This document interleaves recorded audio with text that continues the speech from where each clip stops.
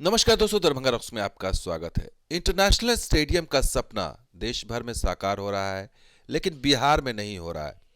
अब लेकिन बिहार सरकार जागी है। जब उसकी इंटरनेशनल बेइज्जती हुई, पटना के इस स्टेडियम को जब देखा लोगों ने कि यहाँ पर रणजी मैच हो रहा है मुंबई और बिहार के बीच में, तब बिहार सरकार की नींद खुली और आँख खुली कि यहाँ पर कपड़े सुखाए जा रहे हैं, जंगल झाड़ उगाया है, बैठने के लिए साफ सुथरे सफाई नहीं है, जगह नहीं है। इन झाड़ियों के बीच में पटना के जब इस मोइनुल हक स्टेडियम को की हालत को जब लोगों ने देखा, तो इस दुर्दशा पर लोगों ने जब आंसू बहाया, तब बिहार सरकार जागी। डिप्टी सीएम तेजस्वी यादव के दिमाग में प्लान आया कि अब यहाँ पर इंटरनेशनल लेवल का स्टेडियम बनाया जाएगा, 5 स्टार की सुविधा दी जाएगी, तमाम तरह की यहाँ पर जो है वो अब जो है तैयारी की जा रही है। और तेजस्वी यादव ने इस बैठक के बाद बताया भी कि आज मोइनुल हक स्टेडियम के पुनर्विकास और नवनिर्माण संबंधित समीक्षा बैठक की गई और यहाँ बनने वाले वर्ल्ड क्लास इंटरनेशनल स्टेडियम बनाने की योजना है, जिसमें स्पोर्ट्स कॉम्प्लेक्स होगा, 5 स्टार होटल होंगे, इसके अलावा रेस्टोरेंट और बेहतर ड्रेनेज सिस्टम, पार्किंग व्यवस्था, पटना मेट्रो के साथ साथ अन्य विश्व स्तरीय सुविधाओं की भी व्यवस्था होगी। और 2 हफ्ते के अंदर डीपीआर कार्य पूर्ण कर अग्रिम कार्रवाई करने के निर्देश दिए गए, यानी कि 2 हफ्ते जल्दबाजी है, 2 हफ्ते के अंदर आप डीपीआर तैयार किए, अधिकारियों को ये कहा गया है। तो सवाल यही है कि आखिर ये बेइज्जती का क्या इंतज़ार किया जा रहा था, क्यों देरी की गई मोइनुल हक स्टेडियम को इस तरह से बर्बाद करने के पीछे, और यहाँ पर मैच कराने के पीछे क्या कोई साजिश थी? क्योंकि एक स्टेडियम, ऊर्जा स्टेडियम, ऑलरेडी बिहार के अंदर, पटना के अंदर है, और वो तमाम आईपीएल सरीखे मैच वहाँ पर होते हैं, डे नाइट मैच भी होते हैं, लेकिन वहाँ नहीं कराया गया और मोइनुल हक स्टेडियम में कराया गया। तो अब जब यह स्थिति बनी, जब दिखाया गया, दुनिया ने देखा कि बिहार के स्टेडियम की दुर्दशा क्या, और खुद तेजस्वी यादव पूर्व क्रिकेटर रह चुके हैं, पूर्व खिलाड़ी रह चुके हैं, दर्द जानते होंगे, इसलिए फ़ौरन बिहार सरकार में इसको लेकर मंथन हुआ। बिहार सरकार ने फ़ौरन इस मामले को लेकर के कैबिनेट मीटिंग बुलाई और उसमें एक खेल विभाग अलग से बनाया गया। पहले ये अलग से नहीं था खेल विभाग, तो ये विभाग बनाया गया और ये दुर्दशा को दूर करने के लिए जो है यहाँ पर जो है कार्रवाई की गई। लेकिन सवाल ये है कि ऐसे स्टेडियम की जो ज़रूरत है वो अब क्यों महसूस की जा रही है? वो इसलिए क्योंकि ये बेइज्जती तो हुई। अब अगर एक्चुअल स्थिति देखा जाए तो बिहार के अंदर तो पिछले 2020 से लड़ाई, 24 साल से ये लड़ाई चल रही है कि संघ को लेकर के, यहाँ पर 2 संघ है, असली संघ कौन है? अब इसको लेकर के जब बिहार सरकार जागी है तो सवाल कई और उठ रहे हैं कि बिहार के अंदर सिर्फ पटना का मोइनुल हक स्टेडियम ही इंटरनेशनल लेवल का स्टेडियम बनने लायक है, या और भी जगह आप बना सकते हैं? मिथिला के अंदर खास करके अगर दरभंगा है, या फिर पूर्णिया है, या भागलपुर है, मुजफ्फरपुर है, यहाँ क्यों नहीं बन सकता स्टेडियम इस तरह का वर्ल्ड का क्लास स्टेडियम? उसकी क्या योजना है? क्या सिर्फ राजगीर में जो बन रहा है वो भी आधा अधूरा है अभी?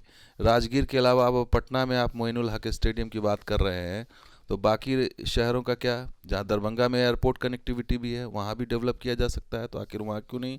तो इस दुर्दशा के बहाने आपने जब इंटरनेशनल बेइज्जती हुई, तब आप जो है पटना के मोइनुल हक स्टेडियम को बनवा रहे हैं।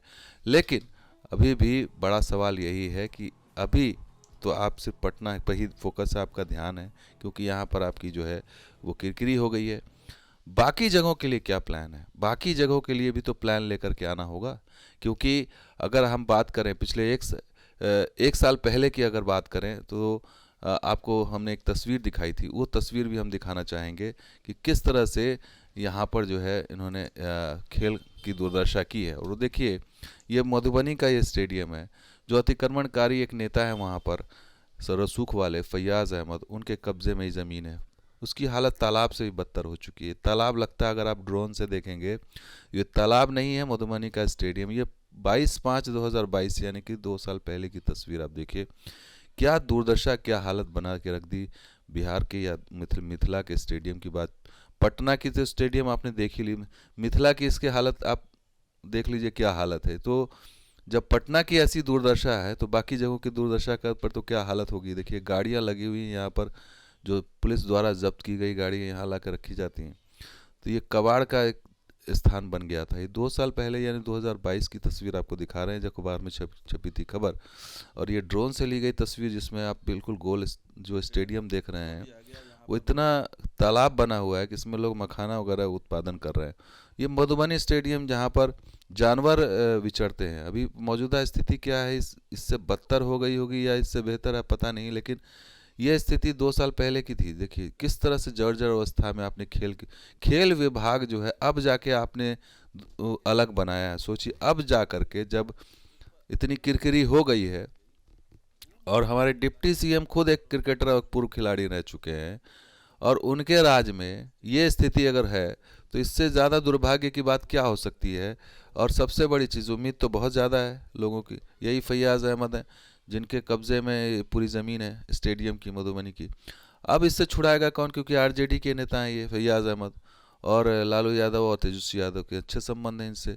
तो बड़ी बात यही है कि खेल के मामले में बिहार सरकार अब तक जो परफॉर्मेंस रहा वो बिल्कुल शून्य रहा। अभी पिछले दिनों खिलाड़ियों को नौकरियां दी गई, अब खेल खिलाड़ी यहाँ से क्या पैदा होंगे जब आप यहाँ पर एक स्टेडियम ढंग का नहीं बना सके। अब जाकर के जब किरकिरी तो अब बना रहे हैं, बाकी जगहों के बारे में कोई खाका तैयार नहीं हो। उम्मीद है कि खेल मंत्रालय, खेल विभाग अलग बना है तो अब सोचेंगे कि इसको जो है कहीं और भी ले जाए, दरभंगा ले जाएं, भागलपुर ले जाएं, मुजफ्फरपुर ले जाएं, पूर्णिया ले जाएं। इन बड़े शहरों में जो है स्टेडियम का निर्माण हो, इंटरनेशनल लेवल के मैचेस खेले जाएं। एयरपोर्ट्स तो दरभंगा में फंक्शनल है, वहाँ से खिलाड़ी अप डाउन कर सकते हैं। आने वाले दिनों में पूर्णिया में एयरपोर्ट आएगा, वहाँ से खिलाड़ी अप डाउन कर सकते हैं। वहाँ पे 5 स्टार सुविधा दी जा सकती है, तो इंटरनेशनल मैचेस, नेशनल मैचेस हो सकते हैं, नहीं तो रणजी मैचेस हो सकते हैं, आईपीएल सरीखे मैच हो सकते हैं, तमाम तरह की व्यवस्थाएं हो सकती है। लेकिन बीसीए की लड़ाई जो हुई पिछले 24 साल पहले, अब तो खैर मैचेस शुरू हो गए, रणजी मैचेस यहाँ भी। और हालांकि पटना में जो मैचेस हुआ रणजी में, उसमें 2-2 टीम पहुंच गई थी। तो बिहार क्रिकेट एसोसिएशन में भी जो आपस में चल रही है उठापटक खींचतान, उसका खामियाजा तो भुगता है बिहार ने, कि यहाँ के खिलाड़ी किसी और एसोसिएशन में जाके किसी और राज्य से खेलते हैं। अब धोनी ही है, धोनी ने झारखंड या बिहार से नहीं खेला, उनको बंगाल से मौका मिला, बंगाल से खेला उन्होंने। तो स्थिति यही है कि खिलाड़ियों का टैलेंट कहाँ जाएगा, यहाँ से ड्रेन हो जाता है। बिहार वहीं का वहीं है। स्टेडियम की हालत आपने देख ही ली है, जर्जर। अब चूंकि उम्मीद जगी है, अब आप इंटरनेशनल लेवल के स्टेडियम, 5 स्टार होटल और तमाम तरह की व्यवस्थाओं की बात करें, जिस तरह से स्टेडियम अहमदाबाद में डेवलप हुआ, जिस तरह से लखनऊ में डेवलप हुआ, नरेंद्र मोदी स्टेडियम अहमदाबाद में या फिर इकाना स्टेडियम लखनऊ में, उस तरह से बिहार के अंदर एक भी स्टेडियम डेवलप नहीं हुआ। आपने राजगीर का भी प्लान था, राजगीर में भी खटाई में नज़र आ रहा है, शेड्यूल से पीछे है। राजगीर का भी स्थिति क्या है, कब कंप्लीट होगा कुछ पता नहीं है। क्या फॉलो अप है ये।